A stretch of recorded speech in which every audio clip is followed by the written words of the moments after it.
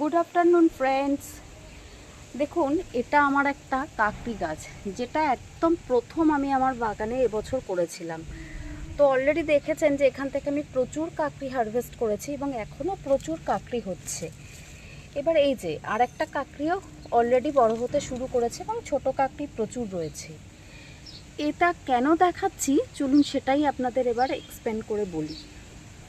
আপনারা তো জানেনই যে আমি গাছ একটু বড় হতে হতেই আবার বীজ বপন করে দিই, যাতে আবার গাছ ওই গাছটায় ফল হতে হতে আবার নতুন গাছ রেডি হতে থাকে। ঠিক সেরকমই আবার কাকড়ির বীজ বপন করেছিলাম এবং তার থেকেই আবার গাছ হয়েছিল এবং এখানটায় এই গ্রো ব্যাগে আমি দুটো গাছ একসাথে লাগিয়েছিলাম। আর এইখানে আরও কোনো কারণবশত, হয়তো আমার ঠিক মনে নেই, তরমুজ গাছের বীজ হয়তো তো বপন করেছিলাম, তো তরমুজেরও একটা গাছ বেরিয়েছিল, যদিও সেটা আমি খুব একটা টেক কেয়ার করি না, তো রয়েছে।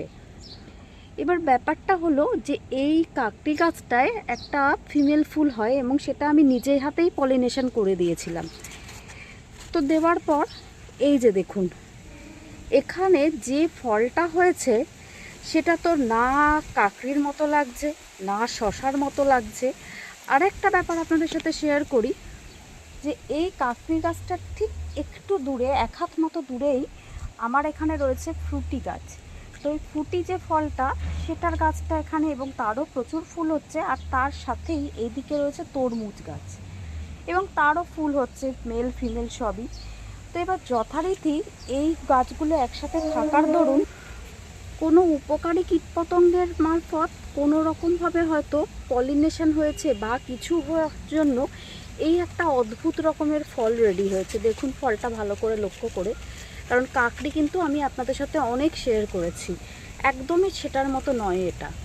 তো যাই হোক, আমি টোটালি এই ব্যাপারটায় কনফিউজ যে এটা কী করে হলো।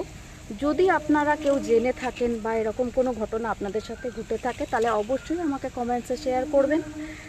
আজকের মতো তাহলে এটুকুই।